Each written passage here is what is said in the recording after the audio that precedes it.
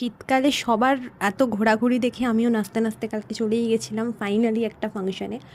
তারপরে ইনি হলেন আমার সেই ছোটোবেলার বেস্টি, যিনি মোমোটা খেয়ে ভীষণ বাজে একটা রিভিউ দিলেন যে ভাই মোমোটা খাস না, কারণ মোমোটার ভেতরে স্টাফিং কিছুই ছিল না, শুধুই মানে ময়দার মোমো, যেটা ভেতরে স্টাফিং বলতে শুধু পেঁয়াজ 2-3টে। তো যাই হোক, সেটাই আমি কারণ টাকা দিয়ে কিনেছি বলে খেলাম। এরপরেই আমি আমার সেই বিখ্যাত হাসিটা দিয়ে দিলাম। যাই হোক, সে হাসি দেখে আমি জানি না, আমি তো বেশ পরে নিজে যখন রেকর্ডিংটা করছি ভয় পেয়ে গেলাম, বাট আমি জানি না যে আমার পিছনে বা সামনে যারা ছিল তারা সেই হাসি দেখে ভয় পেয়েছিল কিনা।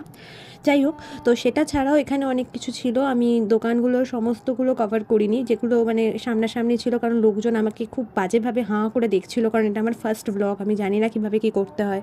তো আমি যা হোক টা হোক করে কিছু একটা ভিডিও বানানোর চেষ্টা করছিলাম। তো তারপরে লোকজনের ধাক্কাধাক্কিতে নিজের ফোন পড়ে যাওয়ার ভয়তে বেশ কিছুক্ষণ ভিডিওটা করার পরে আমি ফোনটাকে তুলে রেখে